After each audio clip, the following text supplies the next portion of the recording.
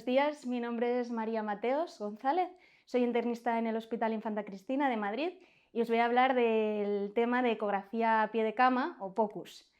Es un tema que algunos de vosotros ya conoceréis y a otros os introduciré, haré una pequeña visita por la ecografía clínica. Hablaremos de qué es la ecografía clínica, de los principios básicos, de los principales modos y artefactos, de los planos más utilizados y de lo que se ve en cada uno de ellos, del protocolo FAST, que tanto se utiliza en urgencias, de la ecografía multiórgano, de cómo interpretarlo en los distintos casos por los que vienen los pacientes, en la disnea, en el dolor abdominal, en la insuficiencia renal, la hipotensión o shock, en el dolor torácico. Y hablaremos al final de unas pinceladas de la ecografía intervencionista y de la ecografía en la pandemia que tenemos actualmente en el COVID. Empezamos. ¿Qué es la ecografía clínica? Es la ecografía realizada a pie de cama, o lo que llamamos POCUS, que es el Point of Care Ultrasound. Es la realizada por el clínico que lleva al paciente y que realiza de forma autónoma. El objetivo de la ecografía clínica es la aproximación diagnóstica que ayuda al clínico a contestar a preguntas clínicas concretas. No sustituye para nada la exploración, sino la complementa ni a la anamnesis. Es una prueba más que ayuda a interpretar todos los síntomas y signos del paciente. Hacemos una ecografía focalizada o simplificada, es decir, exploraciones muy sencillas, con una curva de aprendizaje muy cortita y con alta rentabilidad clínica. Lo que sí que hay que tener en cuenta es que no somos radiólogos, hay que conocer las limitaciones de la técnica y no hay que perder de vista en ningún momento que nosotros somos clínicos, es decir, que no podemos perder de vista el enfoque clínico del paciente, ¿vale? Las principales ventajas de la ecografía clínica es que es una técnica no invasiva, que tiene mínima radiación, es reproducible, rápida, económica, se puede realizar a pie de cama las veces que queramos y tiene alta sensibilidad y un alto valor predictivo negativo. Sin embargo, los principales inconvenientes es que es operador dependiente, depende mucho de la experiencia que tenga el clínico en la técnica y que a veces tenemos mala ventana acústica pues por casos de paciente con obesidad o de interposición de gas y tiene baja especificidad. Bueno, la ecografía clínica se puede aplicar a cualquier escenario clínico y valorar cualquiera de los órganos internos del cuerpo humano, desde el abdomen, el corazón, el pulmón, podemos canalizar vías, todo esto lo iremos viendo a lo largo del tema. Las distintas exploraciones tienen distinto grado de dificultad. Generalmente, como hemos dicho, vamos a focalizar la ecografía en cosas sencillas y concretas para responder preguntas, pero es verdad que dentro de cada cosa concreta, en concreto la vía biliar, la valoración del colédoco, dentro del abdomen es la exploración un poquito más difícil y la ecocardioscopia dentro de todo lo que es la ecografía clínica es la exploración que más, una curva de aprendizaje más larga requiere. De los principios básicos, tened en cuenta que los ultrasonidos son ondas sonoras emitidas a una frecuencia no audible, mayor a la audible por el ser humano. En concreto, en ecografía trabajamos con frecuencias de 2 a 18 MHz. ¿Y en qué consiste, cómo se genera la imagen ecográfica? Tenemos que disponer de un equipo de ecógrafo, de ultrasonido, que dispondrá de un transductor, de una sonda. Esa sonda tiene unos cristales piezoeléctricos que emiten ondas de ultrasonido que atravesarán los tejidos. Entre esta sonda y los tejidos debe haber un gel conductor. Una vez que las ondas de ultrasonido llegan a los tejidos, los atravesará en función de la densidad y la composición de estos. Esta resistencia que ofrecen los tejidos al paso de los ultrasonidos se llama impedancia y en función de ello dejarán que los ultrasonidos pasen a través de ellos o los rebotarán, de tal forma que el transductor recibirá y recogerá esas ondas rebotadas por los tejidos y los llevará de nuevo al ecógrafo para poder verlos en la pantalla. Esas ondas recibidas las veremos en una gama de grises en la pantalla del ecógrafo según la ecogenicidad, que es lo que llamamos, según lo blanco o lo negro que sean. En función de la densidad de los tejidos más densos, más duros, como el hueso, serán más blancos, que en ecografía lo llamamos más hiperecoicos o hiperecogénicos. Y los tejidos más líquidos, menos densos, como el líquido seroso, por ejemplo, se verán más negros o anecoicos, o lo que llamamos también anecogénicos y cuando son un poquito más grises, más hipoecogénicos o hipoecoicos. Entre el hueso y el líquido hay una gama de grises en función de la densidad de cada uno de ellos, como vemos en el gráfico de abajo. Estas ondas de ultrasonido, cuanto a mayor frecuencia se emitan, mayor definición nos darán del tejido, pero tendrán menor penetrancia, llegarán menos lejos. En función de esto, disponemos de sobre todo tres sondas principales en ecografía clínica. Hay más tipos de sondas, pero en ecografía clínica utilizamos estas tres de las que os voy a hablar, en función de la frecuencia a la que emitan los sonidos. Tenemos la sonda lineal, que es la que aparece abajo del todo. Es una sonda de alta frecuencia, pero baja penetrancia, es decir, la utilizamos para estructuras superficiales, a menos de 5 centímetros de la piel. Luego disponemos de la sonda convex, que es la más utilizada, la más extendida, la grande. Es una sonda de baja frecuencia y alta penetrancia, llega a zonas profundas, por eso lo utilizamos para estructuras a más de 5 centímetros de la piel. Y la sonda sectorial es como la sonda convex, pero tiene un cabezal mucho más pequeñito. Entonces eso nos permite sobre todo la valoración cardiológica, porque nos permite meternos entre los huecos de las costillas. Por convención, todas las sondas, en el cabezal de la sonda del transductor, disponen de un marcador, que a veces es una lucecita y a veces es un sobresaliente, que nos guía para identificar la zona de la pantalla, que también está marcada con una señal. Por convención, en los ejes transversales, el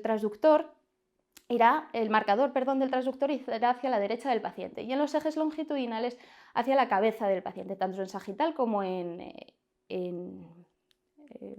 coronal.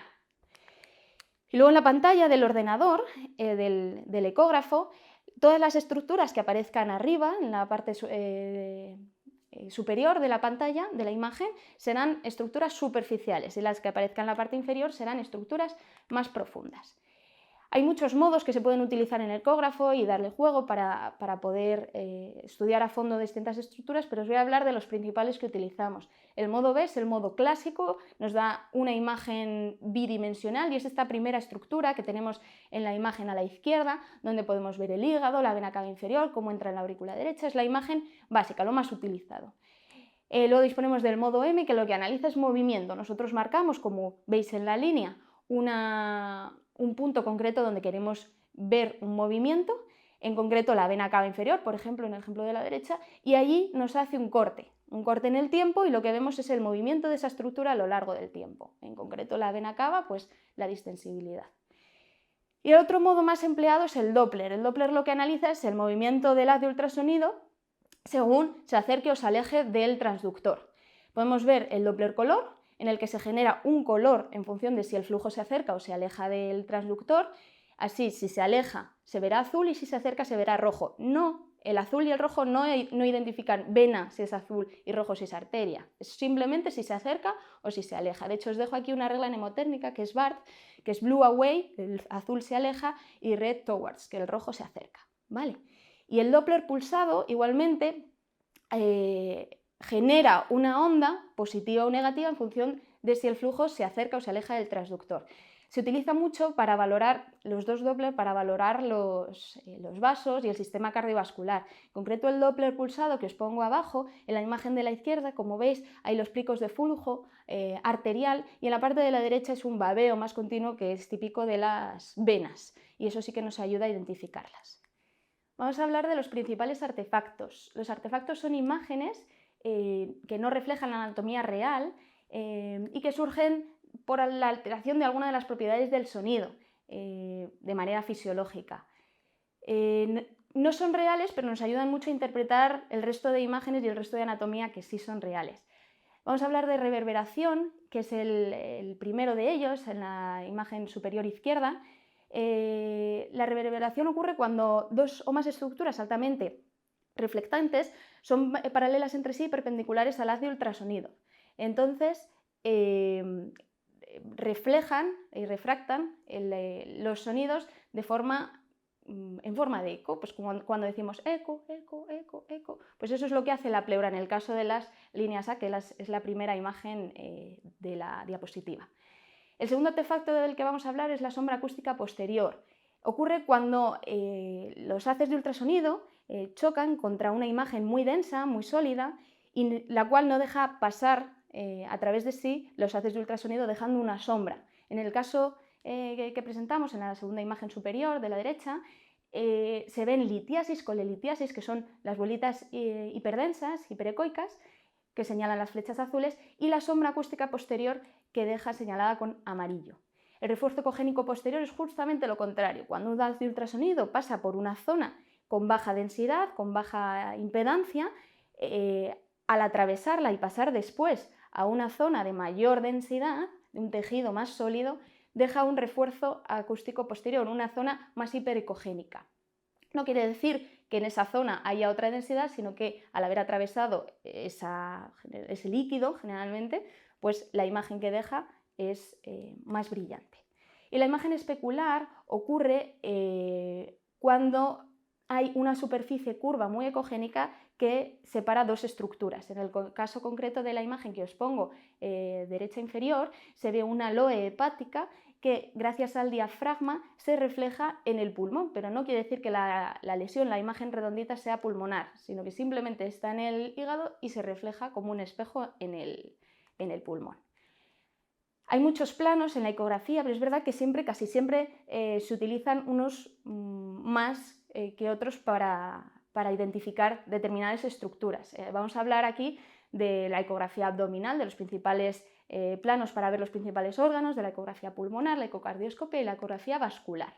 Para la ecografía abdominal utilizaremos la sonda convex, preferiblemente, porque llega a estructuras más profundas. Si os fijáis aquí en todas las imágenes, la sonda, el transductor, tiene un puntito rojo que corresponde al marcador y que corresponde también a la imagen ecográfica en la pantalla con el puntito rojo de la izquierda, ¿vale? Para que nos situemos espacialmente.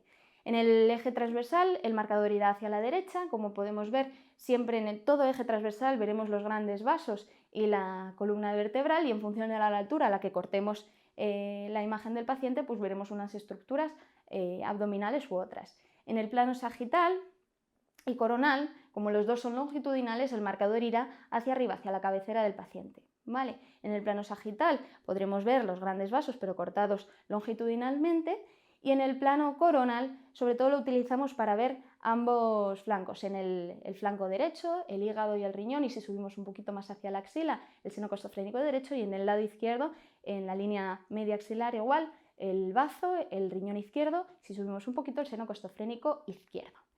Hay otros planos que también son muy utilizados en ecografía abdominal, como es el subcostal, que nos ayuda a ver la vesícula biliar, la vía biliar y el hígado, y también el suprapúbico, que se pone la sonda en la sínfisis del pubis prácticamente, como se ve en la imagen, tanto en eje transversal como en eje longitudinal, girando la sonda 90 grados y metiéndose bastante para adentro y para abajo. ¿Vale? Y allí veremos sobre todo la vejiga y el útero en el caso de las mujeres. En la ecografía pulmonar, como sabemos que los pulmones están llenos de aire y el aire conduce mal los haces de ultrasonido, en la ecografía pulmonar es muy importante saber interpretar los artefactos, porque nos van a servir de mucha ayuda para interpretar toda la anatomía. Es importante igualmente, para poder identificar bien esos artefactos, que se realice bien la ecografía, y para ello tenemos que poner el transductor siempre en longitudinal para poder ver bien el desplazamiento pleural, el deslizamiento pleural, y que sea siempre la sonda perpendicular a la piel, ¿vale?, del paciente. Para valorar el parénquima pulmonar utilizaremos la sonda convex, y para valorar la pleura, como es más superficial, pues la sonda lineal. En el parénquima pulmonar lo que veremos es el signo de murciélago, que es la imagen ecográfica de la derecha del todo, son las dos sombras que dejan en cada vista ecográfica las costillas, son sombra acústica posterior, como hemos dicho es un artefacto, pero sabemos que eso son costillas. Y también veremos las líneas A, que son las líneas de reverberación, las paralelas a la pleura, ¿vale?, que son las imágenes superior izquierda. En la pleura lo que veremos fisiológicamente es una pleura fina y un deslizamiento pleural, que es como se ve en la imagen inferior derecha. La ecocardioscopia dentro de la ecografía clínica es de las exploraciones más difíciles, por eso simplemente vamos a centrarnos en ver cuatro planos, los cuatro planos principales. En primer lugar, el subsifoideo. Es muy importante tener la sonda sectorial muy pegadita a la piel a unos 15 grados, se pone en la apófisis sifoide y se gira ligeramente hacia la ventana hepática, no hacia el corazón, porque hacia el corazón nos encontraremos con la cámara gástrica y mucha interposición de gas que a veces nos limita mucho la visualización. En el eje paraesternal largo colocaremos la sonda sectorial en el tercer, cuarto espacio intercostal, a 2 centímetros del límite del borde izquierdo external y con una inclinación siguiendo la línea imaginaria que une el hombro derecho del paciente con el codo izquierdo. Con esa inclinación podremos ver la imagen ecográfica que veis abajo, sobre todo el ventrículo izquierdo, la entrada de la aurícula izquierda a la válvula mitral y la salida de la aorta con la válvula aórtica, y en la parte superior el ventrículo derecho. En ese mismo punto, sin mover la sonda de sitio, simplemente girando 90 grados, tendremos el eje paraesternal corto, que lo que va a hacer es cortar el corazón en lonchas transversales que pueden ir desde el ápex hasta la salida de los grandes troncos. Este movimiento de vascular va a ser muy importante, ¿vale? Porque a través de este movimiento podremos ver el ápex, los músculos papilares, la válvula mitral o este último corte que os pongo, que es la válvula aórtica, que se ve trivalva. Incluso podemos ver la válvula tricúspide y la pulmonar a la derecha, con la valoración del ventrículo derecho. Y por último, el eje apical 4 cámaras. Hasta ahora, estos 3 ejes que hemos visto, el paciente está en decúbito supino. Este último tenemos que colocar al paciente en decúbito lateral izquierdo con el brazo izquierdo levantado y nos tenemos que ir a la línea media axilar, muy pegaditos a la camilla, y hacer un barrido por la zona inframamaria, con el transductor orientado hacia el hombro derecho del paciente, y ahí encontraremos el corazón, esta última ventana que os he puesto. Ahí vemos las 4 cámaras. En la parte derecha de la imagen están las cavidades izquierdas y en la parte izquierda las cavidades derechas. Arriba los ventrículos y en la parte profunda las aurículas. ¿Vale?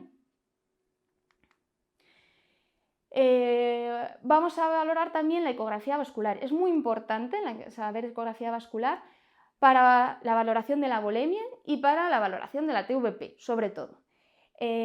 Valoramos las venas profundas con una sonda convex. ¿Qué son venas profundas? Sobre todo la vena cava inferior, suprahepáticas o incluso la yugular. La yugular sí que se puede hacer con la sonda lineal.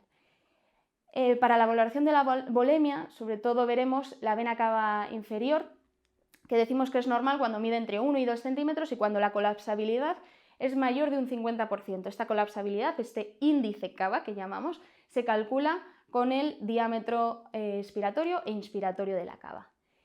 Gracias al diámetro de la cava y al índice cava podemos hacer una aproximación de la presión venosa central, según vemos en la tabla. Es verdad que últimamente está muy de moda el Vexus, que es una forma mucho más aproximada para calcular la volemia, pero mucho más compleja, que se reserva para zonas de UCI y de reanimación. Para la valoración de la TVP, para las venas superficiales, utilizamos generalmente la sonda lineal en una técnica que explicaremos más adelante, que es la compresión simplificada. Vale. Vamos a hablar del protocolo FAST. El protocolo FAST, digamos, es el rey de la ecografía clínica en urgencias. FAST significa Focus Assessment with Sonography in Trauma. Este protocolo se desarrolló en los años 90 con el objetivo de detectar líquido libre intraperitoneal y pericárdico en paciente politraumatizado, y poco tiempo después se amplió en el FAST extendido, que asociaba también la exploración de derrame pleural, neumotoras y otras lesiones torácicas que también pueden presentar estos pacientes. Aunque inicialmente se haya diseñado para el paciente politraumatizado realmente en urgencias y en otros entornos, se utiliza para la valoración, estos mismos planos se utilizan para la valoración de muchas otras entidades clínicas y muchos otros contextos clínicos. Generalmente se utiliza la sonda convex para valoración de estructuras profundas con el paciente en decúbito supino, porque lo que vamos a valorar es el líquido, que se va a ir siempre o va a tender a irse a las zonas declives, y hay que tener en cuenta casi siempre que el líquido es negro, se va a ver negro, anecoico, ¿vale? En el texto sí que explicamos que si es, dependiendo de la rapidez de la instauración y de si es sangrado u otro origen, se puede ver ligeramente más hiperecoico o no, pero por lo general, en regla general, el líquido es anecoico, ¿vale? Aquí os ponemos en el dibujo los principales planos que vamos a utilizar, las principales ventanas para el protocolo FAST, los dos flancos, el derecho y izquierdo, la ventana subsifoidea y la pelvis. Y luego cuando queramos explorar también la región torácica, iremos igualmente a los laterales y a las zonas anteriores. El flanco derecho del protocolo FAST, nos situamos en la línea media axilar, ponemos el ecógrafo y lo que vamos a ver es hígado y riñón derecho. Todo líquido que esté, material anecoico negro que esté entre medias de los dos será líquido, ¿vale? Si subimos un poquito más hacia la axila, podremos ver el seno costofrénico derecho, y si hay material anecoico también asumiremos que puede ser derrame pleural. Flanco izquierdo, nos vamos a la misma zona, línea axilar media izquierda, nos ponemos un poquito más hacia la camilla y un poquito más superior y ahí encontraremos el bazo. Inferior a él, el riñón izquierdo. Todo material anecoico negro que esté entre los dos puede ser líquido, ¿vale? Hasta que se demuestre lo contrario. Igualmente, si subimos hacia la axila, podremos ver el seno costofrénico izquierdo, donde podremos descartar derrame pleural. Es importante recordar que los riñones son estructuras retroperitoneales. La valoración del retroperitoneo por la ecografía clínica es mala. No se ven bien las estructuras, con lo cual, si sospechamos afectación retroperitoneal, habrá que hacer un escáner u otra técnica de imagen. La pelvis la valoraremos con el plano suprapúbico. Pues colocamos la sonda tanto en transversal como en longitudinal y lo que podremos valorar anecoico será o la vejiga, que esa sí que la podremos identificar, o todo lo demás será líquido libre. Por ejemplo, el caso de la imagen que os pongo aquí en un eje longitudinal, en la zona suprapúbica, es líquido libre en el fondo de saco de Douglas, ¿vale? En una mujer, detrás del útero. Y en el protocolo FAST también tenemos el eje subsifoideo. Como veis en la imagen de la izquierda, tenemos que colocar la sonda muy superficial, a 15 grados, ¿vale? Ahí lo que vemos sobre todo, lo que valoraremos, es el derrame pericárdico, la presencia. El derrame pericárdico se ve como una envuelta, como una lámina que envuelve el corazón, anecoica, y que si es leve, si mide hasta 1 centímetro, moderada si mide entre 1 y 2 centímetros y grave si mide más de 2 centímetros. Os voy a hablar aquí, simplemente recordar que el taponamiento cardíaco es un diagnóstico clínico, no ecográfico, ¿vale? Es verdad que si a la sospecha clínica, la hipotensión y los signos y síntomas de un taponamiento cardíaco se acompaña de signos ecográficos, pues nos apoya el diagnóstico. ¿Y qué signos ecográficos vemos nosotros en estos pacientes? Pues un derrame pericárdico con compresión o colapso de las cavidades derechas al final de la diástole, como podíamos ver en la imagen en B, en la flecha amarilla, veis que ahí colapsa el ventrículo derecho. Un aumento del calibre de la vena cava inferior con ausencia de colapsabilidad o colapsabilidad disminuida y un bamboleo cardíaco dentro de ese saco pericárdico, de ese líquido. Como veis, sobre todo en la imagen B también se ve el bamboleo. ¿Vale? El protocolo FAST extendido incluye, como hemos dicho, la exploración pulmonar. Recordamos que siempre la sonda tiene que ir perpendicular a la superficie corporal y en un eje longitudinal, con el marcador hacia arriba. Exploraremos igualmente unas zonas superiores a los flancos, ¿vale? Para ver los senos costofrénicos. Ahí es donde tiende a acumularse el derrame pleural. Como vemos en la imagen de la derecha, se va a ver como un contenido anecoico con el pulmón generalmente flotando o en el interior de este derrame. Es muy importante en el protocolo FAST recordar que aunque sea negativo en un paciente en urgencias, no nos podemos quedar tranquilos. Es decir, el protocolo FAST siempre hay que repetirlo, siempre, porque es que según la evolución del paciente, podremos ver imágenes nuevas que nos sorprendan, sobre todo si cambia la clínica del paciente, es cuando más hay que repetirlo. Y forma parte del soporte vital extendido, sobre todo en las urgencias y en las UCIs.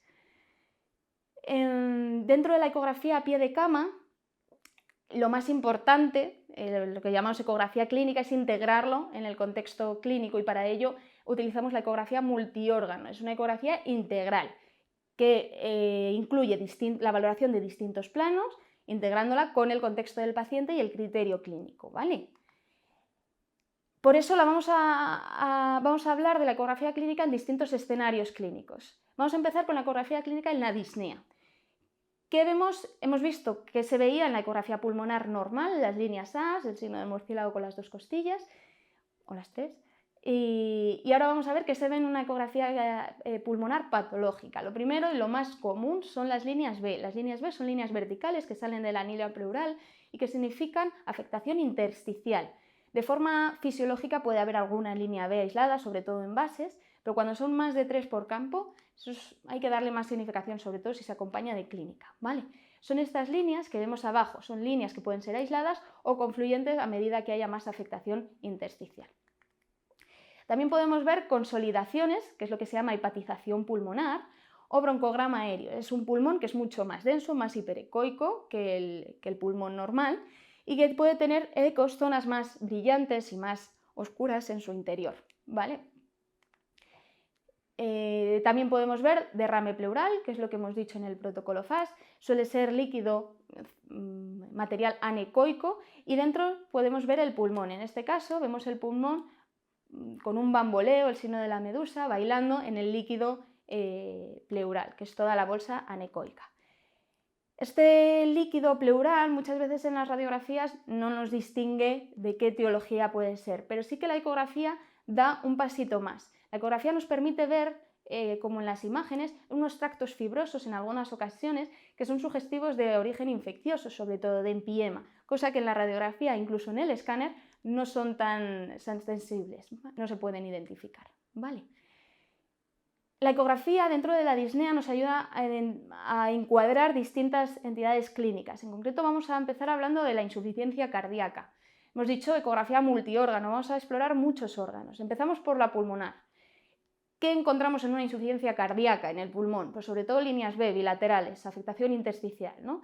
Cuando además se afectan los vértices y las caras anteriores, más sugestivo de edema agudo de pulmón incluso. Y también podemos encontrar derrame pleural bilateral. En la ecografía abdominal, sobre todo lo que vamos a valorar es la volemia, la vena cava inferior, solemos verla dilatada, incluso con colapsabilidad reducida, ¿vale? Y en la ecocardioscopia, que es un poco lo que más asusta, a veces la FEBI puede estar conservada y otras veces disminuida. Hay muchas formas de valorar la fracción de eyección del ventrículo izquierdo. Aquí os dejo 3 que a mí me parecen las más fáciles. La primera es a ojo.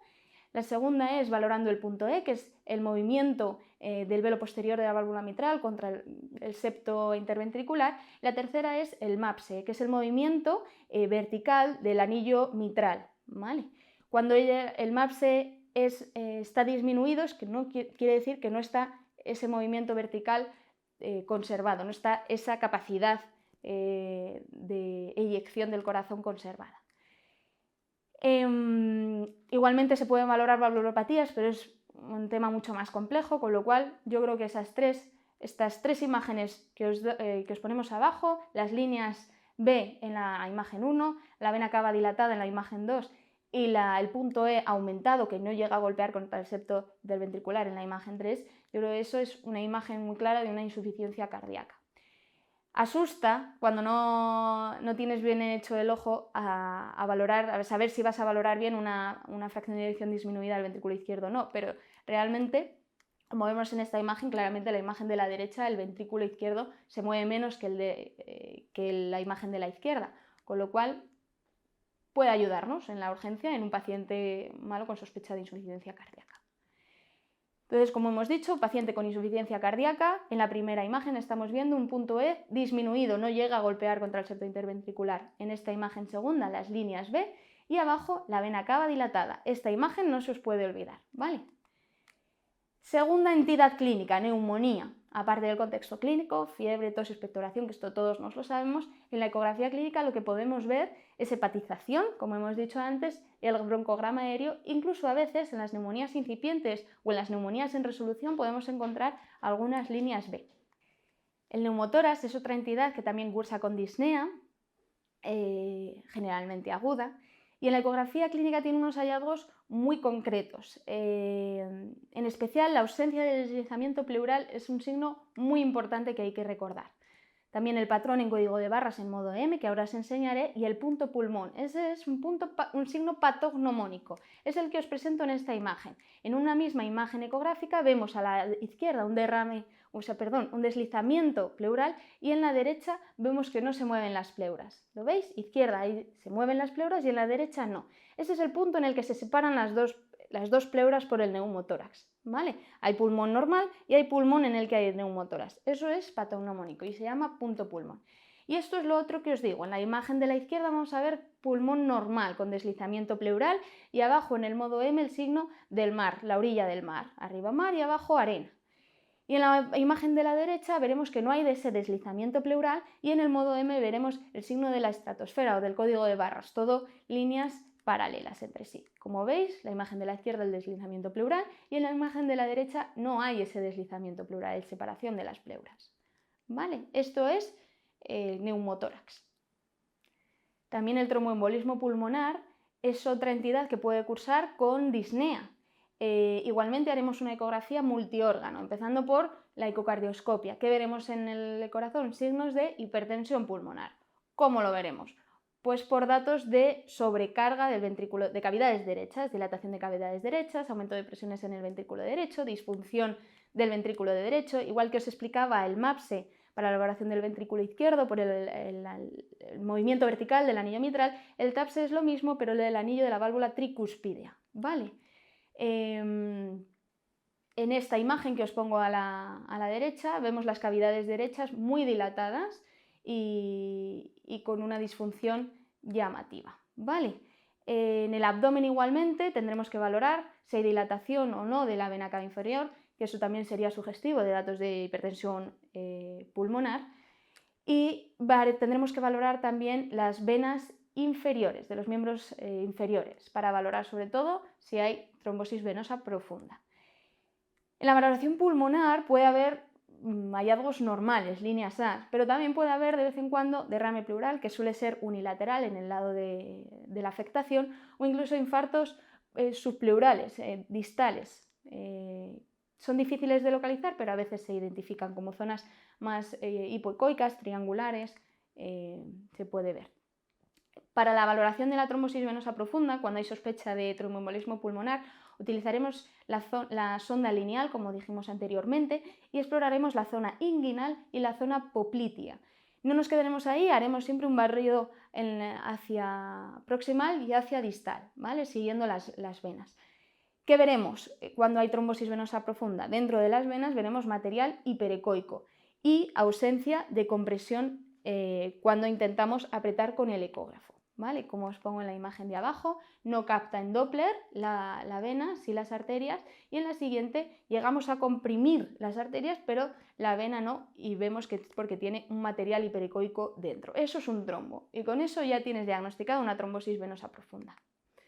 Entonces, la imagen de un paciente con tromboembolismo pulmonar debe ser una función cardíaca normal o disfunción de cavidades derechas, puede haber derrame pleural.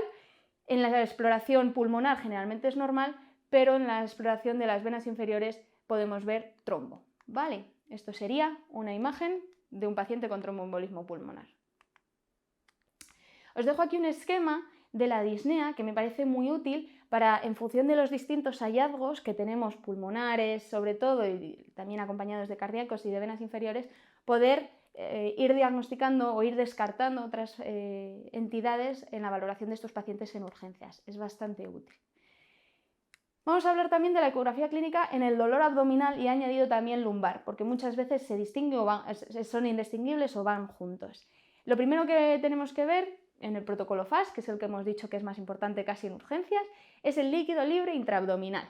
La etiología del líquido libre es muy variada, puede ser inflamatorio, infeccioso, neoplásico, puede ser desde una cirrosis hasta un embarazo ectópico. Nosotros lo que vamos a hacer, lo que nos tenemos que meter en la cabeza es identificar ese líquido libre y luego ya veremos de dónde viene. Para eso tendremos que después completar la exploración multiórganos según nuestra sospecha clínica, según el contexto del paciente y según el resto de pruebas complementarias. Incluso a veces nos podemos ayudar de una paracentesis. El líquido libre, como hemos dicho, se ve en negro. Esto es un líquido libre dentro de la cavidad abdominal y lo que vemos son asas de intestino flotando dentro de ese líquido libre. El líquido libre también lo podemos ver, como hemos dicho en el protocolo FAS, en ambos flancos. En el derecho veremos el hígado, en el izquierdo veremos el bazo. Incluso en la región suprapúbica podemos encontrar ovarios como el que os ponemos abajo, ¿vale?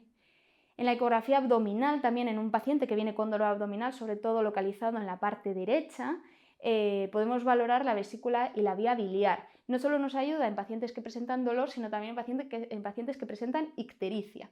Lo primero que veremos son colelitiasis. Son estas imágenes hiperdensas, hiperecoicas, como se ven en la imagen superior izquierda, que no dejan pasar el haz de ultrasonido y deja la sombra acústica posterior, y que en pacientes con dolor abdominal, sobre todo en hipocondrio derecho, pueden ser sugestivos de cólico biliar. En la imagen de su derecha vemos un barro biliar. Esto no deja sombra acústica posterior porque es menos denso que la litiasis, pero también puede ser sugestivo de cólico biliar. También en este plano subcostal podemos ver la vía biliar, el colédoco. El colédoco se sitúa generalmente en la cabeza de la vesícula y acompañados tanto de la arteria hepática como de la vena porta. Generalmente se localiza anterior a ambas estructuras, ¿vale? ¿Y cómo lo podemos identificar? Muchas veces cuesta porque hay muchos puntos negros y no vemos claramente las estructuras. Con el Doppler sabemos que el colédoco no va a captar y a veces nos ayudan, como es la imagen inferior derecha. Un colédoco normal suele medir menos de 6 milímetros, a veces en colecistectomizados o en pacientes que se ha hecho una CPRE puede quedar un poquito dilatado y medir 8 centímetros, pero cuando es superior a 8 centímetros, eso seguro es milímetros, seguro es patológico. ¿Vale? En pacientes que vienen también con dolor abdominal derecho y en el contexto clínico de fiebre, reactantes de fase aguda, podemos ver también signos ecográficos de colecistitis. ¿Qué signos son esos? Pues puede presentar o no colelitiasis, puede haber engrosamiento de la pared vesicular, generalmente medimos la pared anterior para evitar la pared posterior siempre parece un poco más gruesa por el refuerzo posterior. Podemos ver también líquido perivesicular y podemos ver un Murphy ecográfico positivo, es decir, que duele, es como un Murphy, que duele la vesícula de la exploración con el ecógrafo, independientemente del momento respiratorio en el que nos encontremos. No tiene por qué haber todos estos signos a la vez, pero es verdad que cuantos más signos de estos encontremos, más sugestivo de colecistitis es la exploración. ¿Vale? En la ecografía abdominal también podemos valorar el hígado, ver si tiene hepatomegalia, si tiene cirrosis cuando los bordes son muy irregulares, cuando es más hiperecoico que la corteza renal ipsilateral. Podemos ver si tiene LOES, aunque esto no es un objetivo de la ecografía clínica, pero bueno, puede orientar para derivar a hacer otras pruebas complementarias. Y en el lado izquierdo podemos ver el bazo, cuya exploración más fácil y rentable es para la valoración de la esplenomegalia, ¿vale? Aunque podemos también ver rotura esplénica, infartos esplénicos, pero eso quizás sea un poquito más complicado. En el dolor abdominal también es muy importante valorar el sistema renal.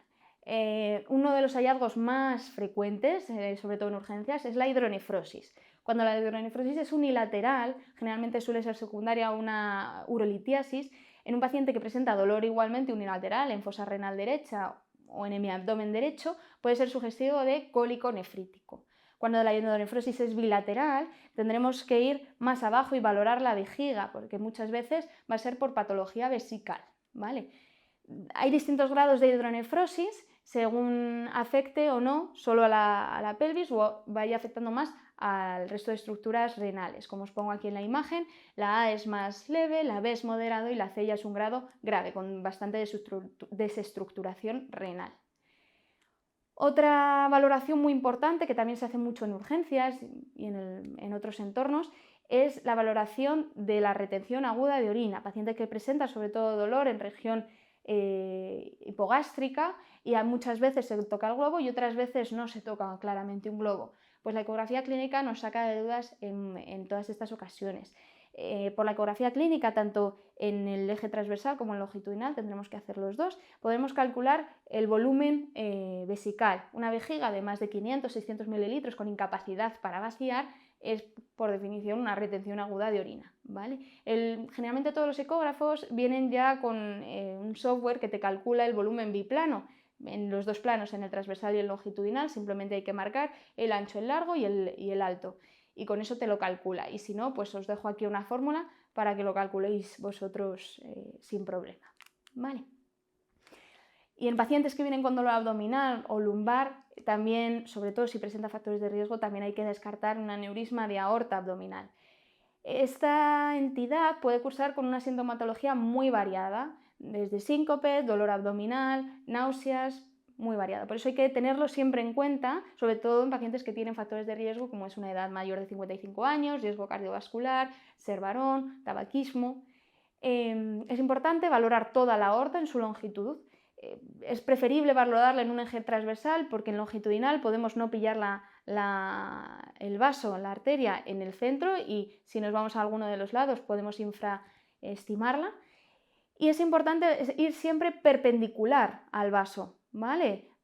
Porque si lo hacemos inclinado podemos sobreestimar o infraestimar el volumen, el diámetro, perdón.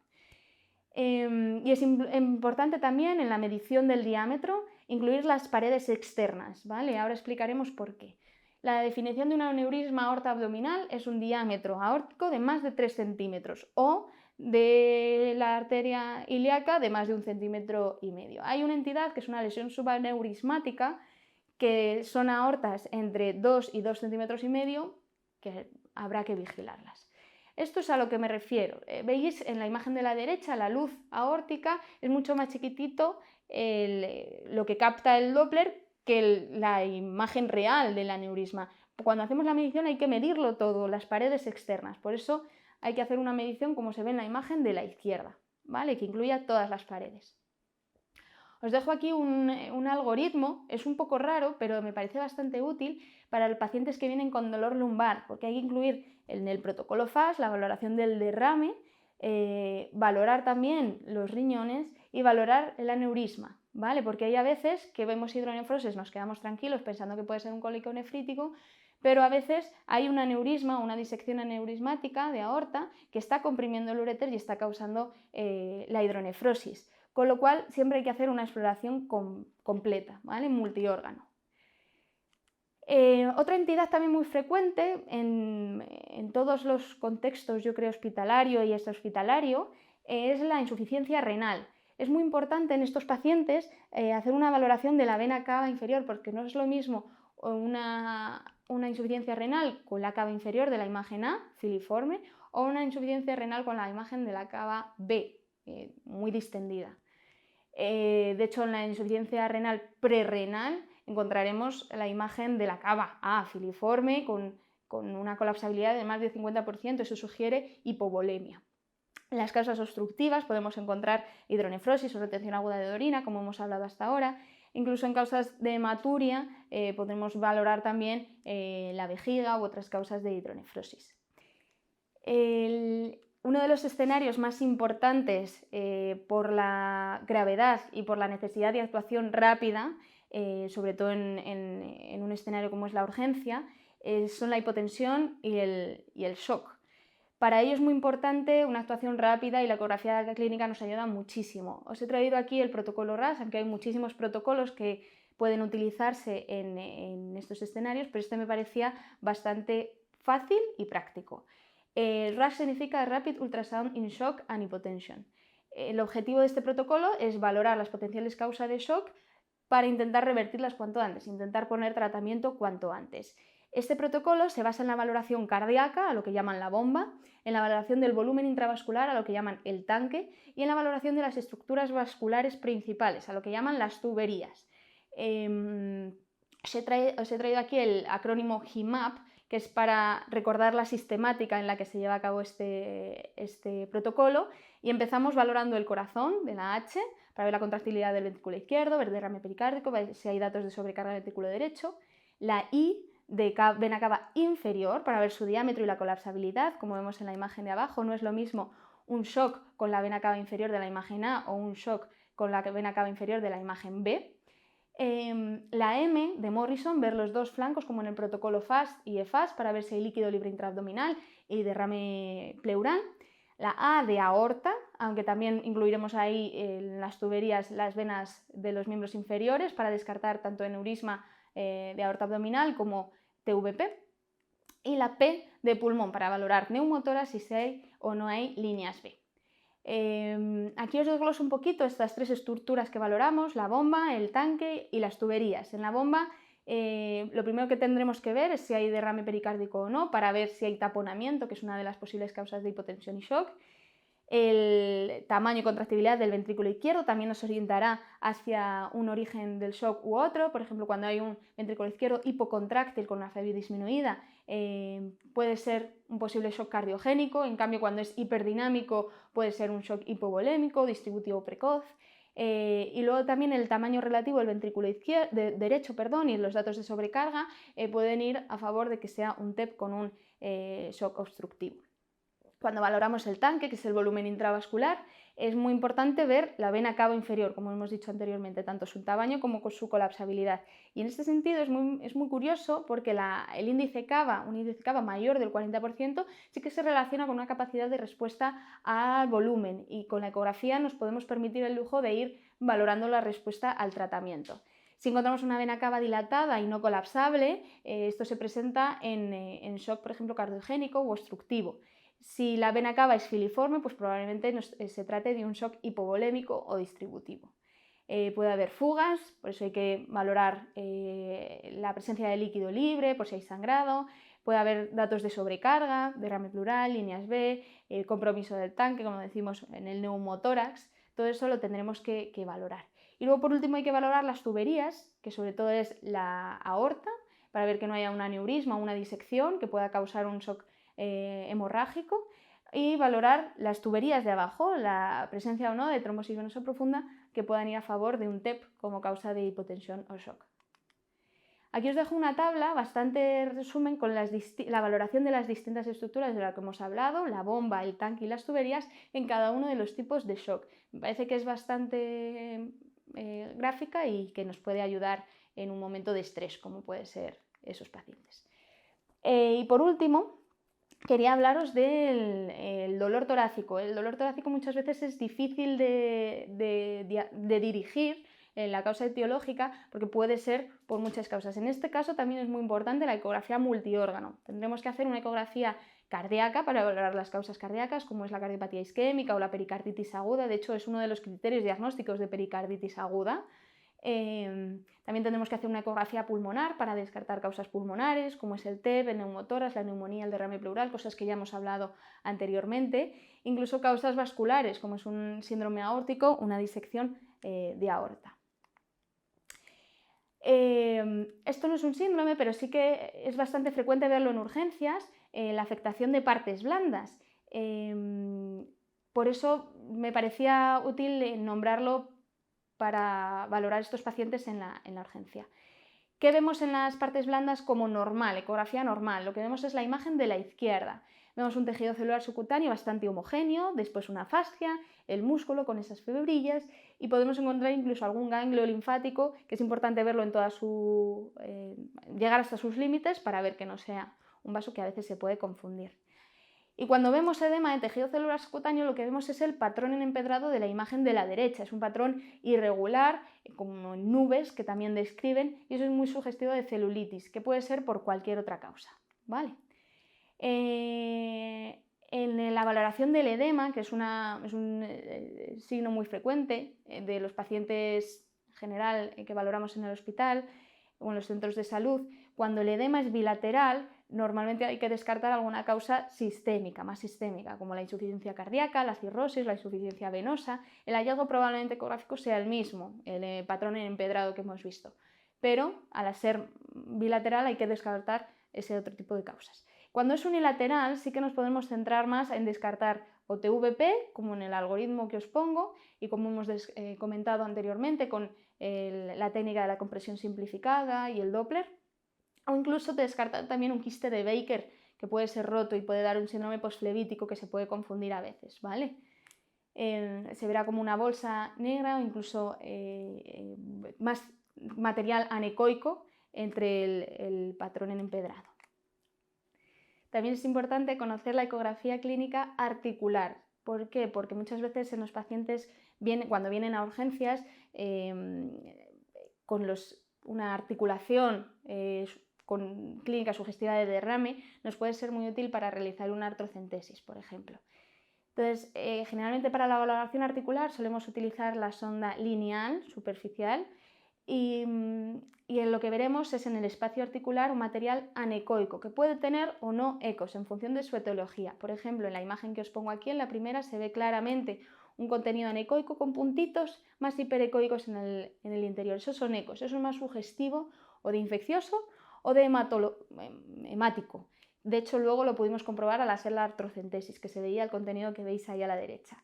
Hicimos igualmente una ecografía en la rodilla contralateral donde no se ve ningún derrame. Os lo vuelvo a poner para que podáis ver la comparativa. Vale. Dos pinceladas quería dar de la ecografía intervencionista.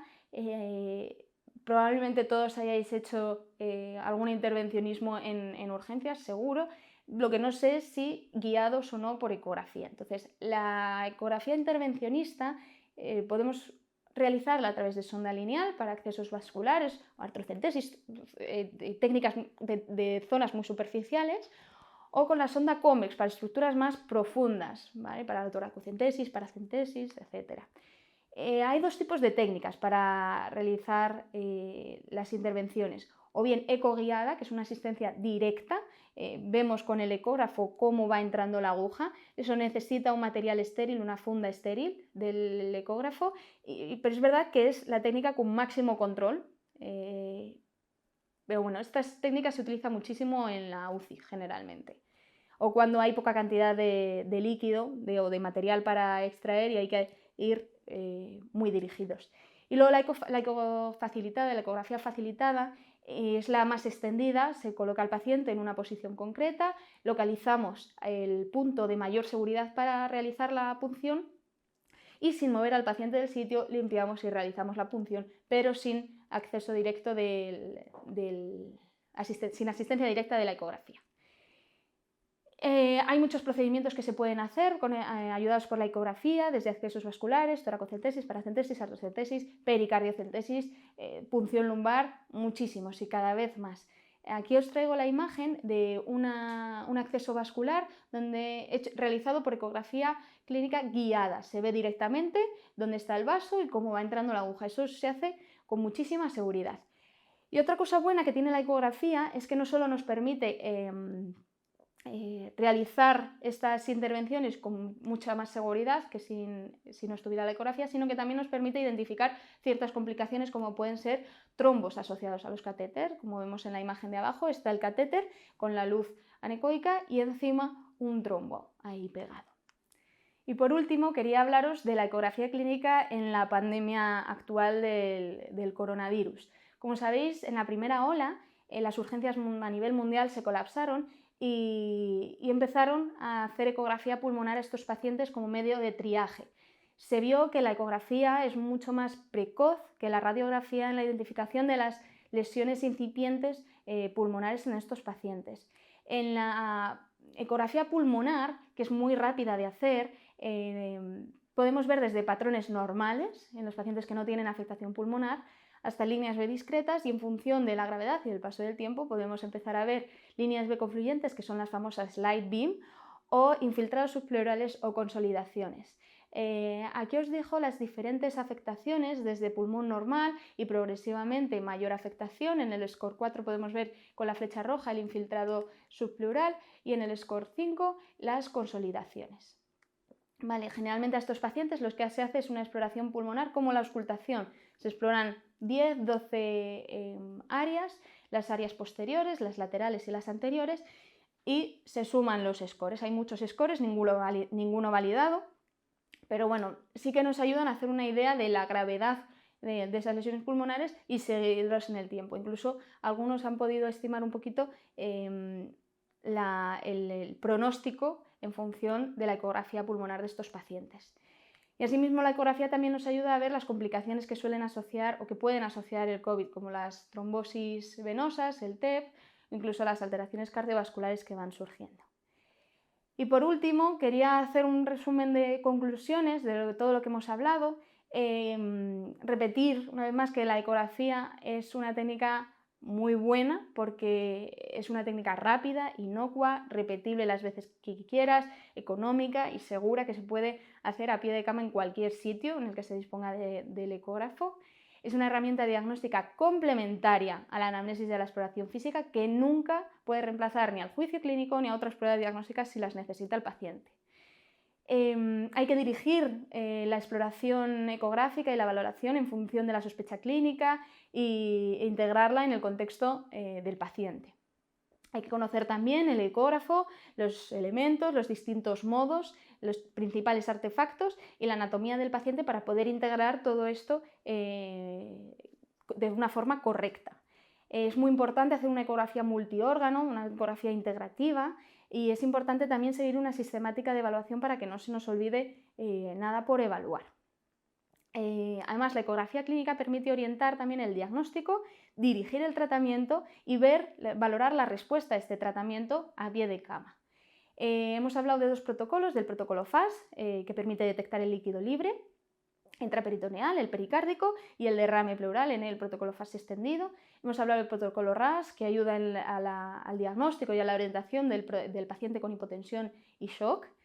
Y hemos hablado finalmente de la ecografía pulmonar en los pacientes COVID, porque es verdad que es mucho más precoz que la radiografía en la detección de lesiones pulmonares.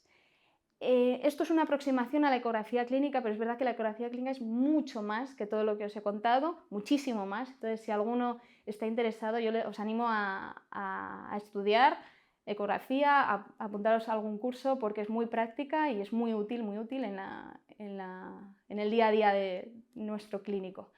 Así que nada, muchas gracias a todos por vuestra atención y espero que os vaya muy bien en el máster.